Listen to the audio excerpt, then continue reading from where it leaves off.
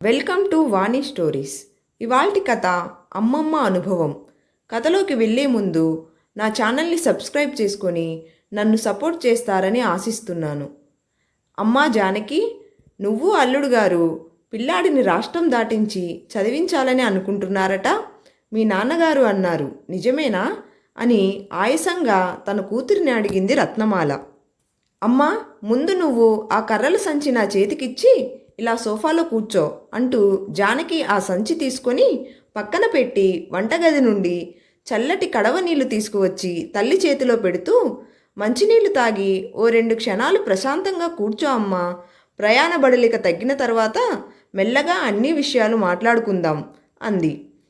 సరేలేవే, నేను వస్తున్న విషయం అల్లుడు గారికి ఎప్పుడు చెప్పావు? పాపం ఆయన ఎంత ఎండన పడి తన కార్యాలయం నుండి నా దగ్గరకు వచ్చి జాగ్రత్తగా ఇంటి దగ్గర దింపి మళ్ళీ బయటి నుండే వెళ్ళిపోయారు. కనీసం గుక్కెడు నీళ్లు కూడా నోట్లో పోసుకోలేదు అని రత్నమాల బాధపడింది. అమ్మా, ఆయన ఏ పనైనా తనకు నచ్చితేనే చేస్తారు. నువ్వేమీ ఆయన్ని ఇబ్బంది పెట్టలేదు. నువ్వు వస్తున్నావని మీ అల్లుడు గారు అన్నీ ముందే సిద్ధం చేసుకుని ఉన్నారు. ఇక లేమ్మా, భోజనం సిద్ధంగా ఉంది.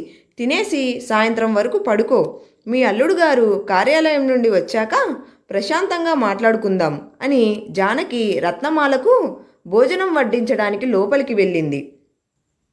అమ్మకి అసలు విషయం ఎలా చెప్పాలి? ఆయన పిల్లాడిని తప్పకుండా ఆ పాఠశాలలో చేర్పించడానికి 100% సిద్ధమయ్యారు. తల్లికి భోజనం వడ్డించి వచ్చిన జానకి మనసులో అనుకుంటూ ఆమె విశ్రాంతి తీసుకోవడానికి గది సిద్ధం చేసే పనిలో పడింది. ప్రయాణం వల్ల అలసిపోయిన రత్నమాల కూతురు చెప్పినట్టు సేద తీరింది. జానకి సాయంత్రం వంటకు కావాల్సినవి సిద్ధం చేసుకొని తనకి ఇష్టమైన పుస్తకాన్ని చదువుతూ కూర్చుంది. ఆమెకు అక్షరాల మధ్య కాలం నెమ్మదిగా గడిచినా అలసిపోయిన శరీరానికి పట్టిన నిద్ర వల్ల రత్నమాలకి మాత్రం ఏదో గారడిలా మరో గంటకే సాయంత్రం అయినట్లుగా మెలకువ రాసాగింది. ఈలోగా జానకి భర్త రామ్మూర్తి రావడం, స్నానం చేసి బట్టలు మార్చుకొని దూరదర్శిని ముందు కూర్చున్నాడు. అమ్మ అసలు ఎందుకు వచ్చిందన్న విషయం ఇంకా భర్తకు తెలియదు. తెలిస్తే ఎలా స్పందిస్తాడో అని జానకి మనసులో ఆలోచిస్తూ కంగారుగా కాలుగాలిన పిల్లిలాగా అటూ ఇటూ తిరుగుతూ ఉంది. ఈలోపు బయట అలికిడికి రత్నమాల మేల్కొని గది నుండి కళ్ళు మొహం తన పైట కొంగుతో తుడుచుకుంటూ బయటకు వచ్చింది. అమ్మా జానకి, అల్లుడు గారు వచ్చారా అని మెల్లగా నడుస్తూ ముందు గదిలోనికి వచ్చింది. ఆయన వచ్చారమ్మా, ఏదో మాట్లాడాలి అన్నావు కదా అని తన ఆలోచనల మధ్య కంగారులో రత్నమాలని ఇరకాటంలో పడేసినట్టు చేసింది జానకి. పక్కనే కూర్చున్న రామ్మూర్తి, అవునా, ఏమిటి అత్తయ్య గారు, విషయం చెప్పండి అని తన గంభీరమైన గొంతుతో అన్నాడు. అదేనండి, పిల్లాన్ని ఆంగ్ల మాధ్యమంలో చదివించడానికి మీరు పక్క రాష్ట్రం పంపిస్తున్నారని మీ మామయ్య గారు అన్నారు అని రత్నమాల ఏదో చెప్తూ ఉంటే మధ్యలో అందుకున్న రామ్మూర్తి, అవునండి పంపుతున్నాను. ఒక ఉద్యోగం కోసం కొన్ని వందల మంది పోటీ పడుతున్న ఈ రోజుల్లో పిల్లలకి మంచి భవిష్యత్తు ఇవ్వడానికి ఆంగ్ల మాధ్యమంలో చదువు అనేది చాలా ముఖ్యమైనది. దీని గురించి నేను నిర్ణయం తీసుకొని ప్రణాళికలు సిద్ధం చేసుకొని ఉన్నాను అని తన మనసులో ఉన్న మాట బయటకు చెప్పారు. మీకు ఆంగ్ల మాధ్యమంలో చదువు కావాలంటే ఇక్కడే ఏదైనా ఒక మంచి పాఠశాలలో చేర్పించండి, అంతేగాని ఇలా పక్క రాష్ట్రానికి పంపించడం ఎందుకు అని. మీ మనసులో ఉన్న అసలు ఉద్దేశం ఏంటో చెప్పండి అత్తయ్య గారు. ఇప్పుడు అభివృద్ధి అని చెప్పుకుంటున్న ఈ చదువుల్లో మార్కుల కోసం విద్యార్థులు పడే వేదన తప్ప మరేం లేదు. అలాంటి ఈ రోజుల్లో పిల్లలకి మంచి సంస్కారం నేర్పాలి అంటే పిల్లల దగ్గర తల్లో నానమ్మో అమ్మమ్మో లేదా చక్కని మన కుటుంబ వాతావరణమో ఉంటే బాగుంటుంది కదా. అక్కడ కూడా ఇలాగే ఉంటారండి, మీరు కంగారు పడకండి. మన పిల్లవాడి మిగిలిన పిల్లల బాధ్యత నిమిత్తం నియమించిన మహిళా ఉద్యోగులు, పంతులుగారులు ఇంకా తోటి పిల్లలు ఉంటారు. అలాగే ఆడుకోవడానికి కూడా చాలా పరికరాలు, ఆట సామాగ్రి ఉంటాయి, మంచి ఆహారం కూడా. ఇంకేం కావాలండి అని అసహనంగా అన్నాడు రామ్మూర్తి. అందరూ ఉంటారు కానీ వాని అవసరాలు తీర్చి అన్నీ అర్థమయ్యేలాగా చెప్పడానికి మన భాష తెలిసిన వాళ్ళు అక్కడ ఎవరూ లేకపోతే వాడి పరిస్థితి ఏంటి? పైగా వాడు ఇంకా చిన్నపిల్లాడు. ఇలా అయితే వాడికి అర్థం కాని ఆ భాషలో ఏది మంచో ఏది చెడో ఎలా తెలుస్తుంది అని గట్టిగా అంది రత్నమాల. జానకి ఏం మాట్లాడకుండా తలదించుకొని మల్లెలు మాలగా కడుతూ తల్లి భర్తల మధ్య సంభాషణలు వింటూ ఇక తప్పదు అని అనుకుంటే అమ్మను గాని భర్తను గాని శాంతపరచడానికి సిద్ధంగా ఉంది. ఏంటండి అత్తయ్య గారు, మీరు ఇంకా భాష తెలుగు అర్థం కాదు అని అంటారు. ఈరోజు పిల్లలు పుట్టుకతోనే అన్నీ నేర్చుకుంటున్నారు. మీకు పిల్లాడి మీద ప్రేమ ఉంది పంపవద్దంటే అందం, కానీ ఇలా అంటారేంటి? నాకు వాడి మీద ప్రేమ ఉంది కాబట్టే ఈ పని చేస్తున్నాను అని రామ్మూర్తి కూడా కొంచెం గట్టిగానే సమాధానం చెప్పాడు. అల్లుడు గారు, మీకు తెలియంది కాదు. పుట్టిన బిడ్డలకి అమ్మ భాషలోనే ఆది నుండి అన్నీ నేర్పితేనే ఈ ఆధునిక సమాజంలో చీకు చింత లేకుండా బతుకుతారు. సంపాదిస్తూ బతకడం వేరు, సంతోషంగా బతకడం వేరు. ఇప్పుడు మీరేమో పిల్లలు భవిష్యత్తులో బాగా సంపాదించాలని చదువుల కోసం దూరం పంపుతారు. వాళ్ళు పెద్దయిన తర్వాత సంపాదిస్తారు తప్ప సంతోషంగా ఉండరు. ఆ తర్వాత వాళ్ళు కూడా మిమ్మల్ని దూరంగానే పెట్టి అదే ప్రేమ అనే భ్రమలో తమ సంపాదనతో వెలకట్టి చూస్తారు. అంతే నాయనా అని తన ఆవేదనను వెళ్ళగక్కింది రత్నమాల. అంటే ఇంటి నుండి దూరంగా పెట్టి చదివిస్తే వాళ్ళు మమ్మల్ని కూడా ఇంటి నుండి గెంటేస్తారంటారు, అంతేనా? నేను అలా అనడం లేదు. ఇంటి నుండి దూరంగా పోతే అమ్మా నాన్నల విలువ తెలిసి కష్టపడి చదువుకుంటారు అనే రోజులు కాలంలో కలిసిపోయాయి. ఇప్పుడు ఎటు చూసినా చెడు తప్ప మరేం లేదు. అన్ని రకాల చెడు వ్యాపకాలు అరచేతి దూరంలో ఉన్నాయి. ప్రస్తుతం ఉన్న రోజుల్లో పిల్లలకి మనం మంచి భవిష్యత్తు ఇవ్వడం అంటే మంచి వ్యక్తిత్వం ఇవ్వడమే కదా. కాబట్టి కనీసం వాడికి కొంచెం వితరణ జ్ఞానం వచ్చేంత వరకు అయినా పిల్లల్ని ఇంటి దగ్గరే పెంచుదాం అంటున్నాను. మీరు చెప్పిన దాని ప్రకారం చూస్తే ఇళ్ళ దగ్గర పెరిగిన పిల్లలు అందరూ పద్ధతిగా ఉన్నారా ఏంటి? నేను చెప్పింది పూర్తిగా వినండి అని కూతురి మొహం చూస్తూ సౌమ్యం నిండిన గొంతుతో రత్నమాల.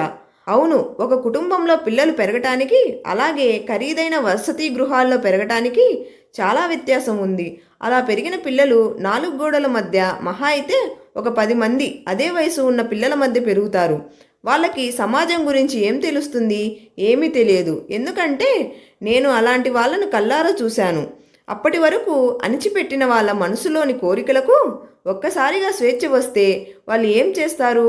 అప్పటి వరకు 4 గోడల మధ్య బందీగా ఉండి ఒక్కసారిగా సమాజంలోనికి వస్తే వాళ్ళు సమాజంలో పరిస్థితులను ఎలా ఎదుర్కొంటారు?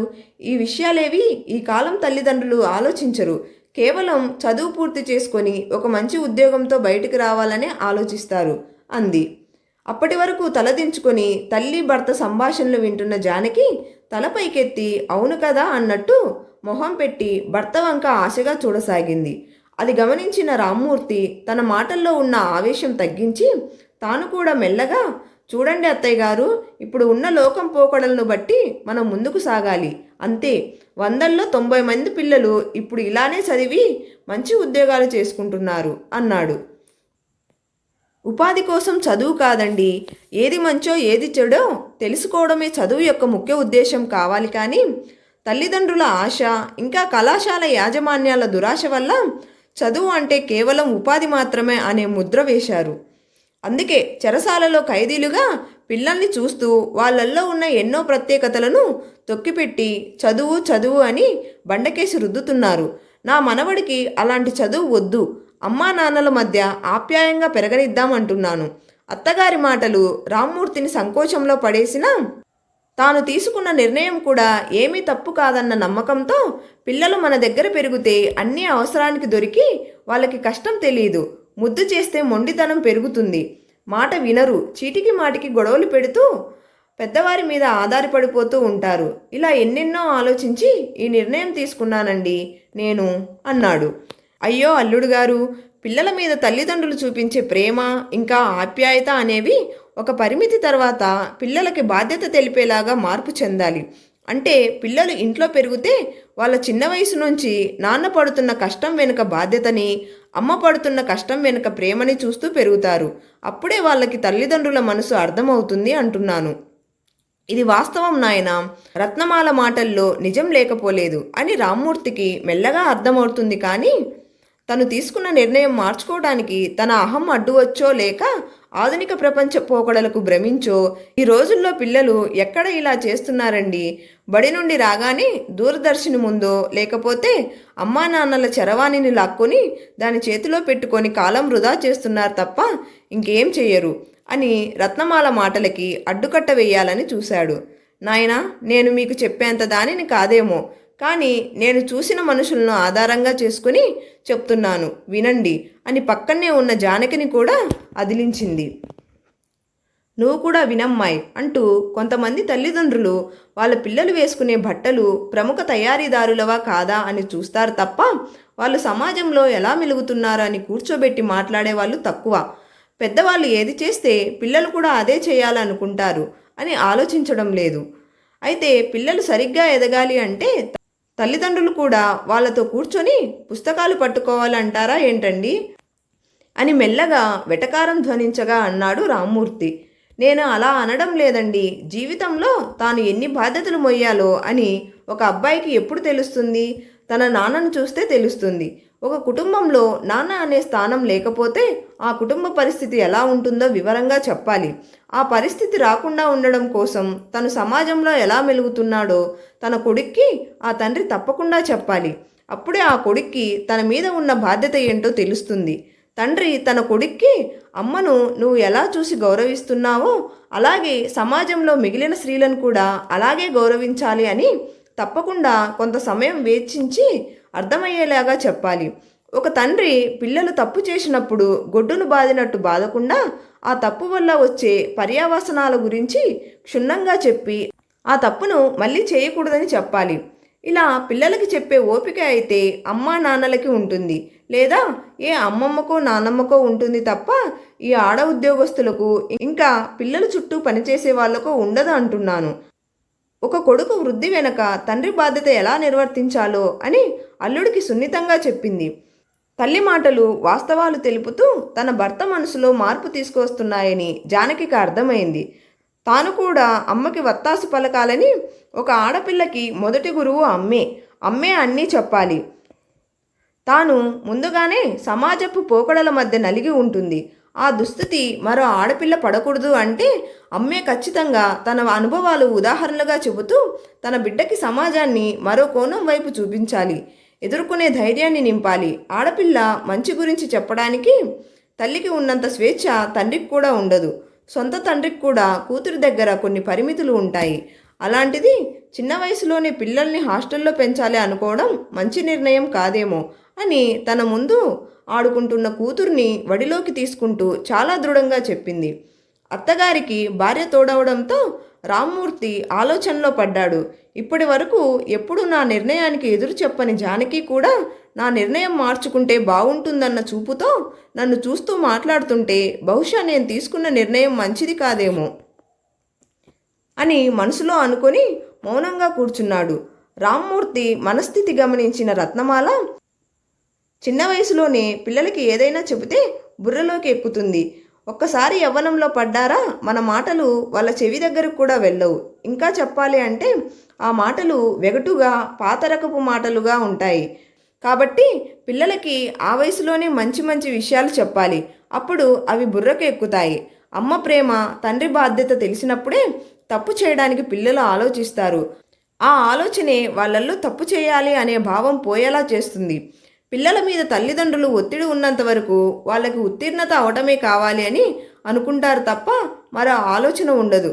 అందుకే పిల్లల్ని దగ్గరకు తీసుకొని మనసారా చెప్పాలి అని అంది. రామ్మూర్తి రత్నమాల మాటల్ని సంగ్రహంగా ఆలోచిస్తూ మరో మాట మాట్లాడకుండా అలాగే తన మౌనాన్ని కొనసాగించాడు. ఒక్కసారిగా అతను, మరి పిల్లలు ఇంట్లో ఉంటే మొండితనం, పొగరు ఇంకా బద్ధకం పెరగవు అంటారా అని అనుమానంగా అడిగాడు. పెరగదు అని నేను అననండి, ఖచ్చితంగా పెరుగుతుంది. కాబట్టి తల్లిదండ్రులు పిల్లలతో ఇంట్లో అన్ని పనులు చేయించాలి. వాళ్ళ శక్తి మేరకు వాళ్ళకి ప్రేమ పంచాలి తప్ప గారాబం చేయకూడదు. ఇంట్లో వచ్చి నేను చేయను అనే పని నుండి మీరు ఉండండి నేను చేస్తాను అని పిల్లలు అనే విధంగా పెంచాలి. అప్పుడే వాళ్ళల్లో మీరు అన్న ఆ లక్షణాలు దరిచేరకుండా ఉంటాయి. ఇప్పటి వరకు నేను చెప్పినవన్నీ మీరు చెయ్యాలి అంటే పిల్లలు ఇంట్లోనే ఉండి చదువుకోవాలి. అప్పుడే అవన్నీ 100% సాధ్యమవుతాయి అని చెప్పి ఒక పెద్ద నిట్టూర్పు విడిచింది రత్నమాల. ఇన్ని చెప్పినా భర్త నిర్ణయంలో మార్పు రాలేదనుకొని ఇక చేసేదేం లేక, అమ్మా నేను తినడానికి అన్నీ సిద్ధం చేస్తాను, నువ్వు ఆయన వస్తే తినేసి పడుకుందాం అని నిరాశగా వంటగది వైపు అడుగులు వేసింది. రత్నమాల పైకి లేస్తుంటే కరవాని మోగింది. ఎవరిది అని చూస్తే అల్లుడిది. దాంట్లో పేరు మామయ్య అని ఉంది. అప్పటికే తన మనసు మార్చుకున్న రామ్మూర్తి కరవాని చేతిలోనికి తీసుకొని, హా మామయ్య గారు చెప్పండి అన్నాడు. జానకి తండ్రి పరంధామయ్య. ఎలా ఉన్నారండి మీరు? అమ్మాయి మనవరాలు క్షేమమేనా అని పరామర్శించి, విషయం ఏమిటంటే అదేనండి, రేపు మీ అత్తగారు తిరిగి ఇక్కడికి వస్తుంది కదా, వచ్చేటప్పుడు మర్చిపోకుండా తనని పిల్లాడివి నూలు దుస్తులు మెత్తగా ఉండేలా తీసుకురమ్మని చెప్పండి. అలాగే వేసవికాలం సెలవులు ఎప్పుడు అవుతాయో చెబితే ఒక వారం రోజుల ముందే చంటోన్ని ఇంట్లో దింపుతాను. ఇప్పటికే జానకి పిల్లాడు ఇంటి దగ్గర లేడని బెంగగా ఉంది నాన్న, పంపించండి వాడిని. మీరు దింపిన వెంటనే హాస్టల్లో వేస్తారా ఆయన? అప్పుడు బెంగ మరీ ఎక్కువ అవుతుంది అంటుంది. కనీసం ఆ వారం రోజులైనా పిల్లాడు జానకి దగ్గర ఉంటే బాగుంటుందని నా తాపత్రయం అని అన్నాడు. రామ్మూర్తి మనస్ఫూర్తిగా నవ్వుతూ, అయ్యో మామయ్య గారు, మీరు చేసినా నేను చేసినా వాడి మంచి కోసమే కదా. నేను లోకం తీరు బట్టి అలా ఆలోచించాను అంతే.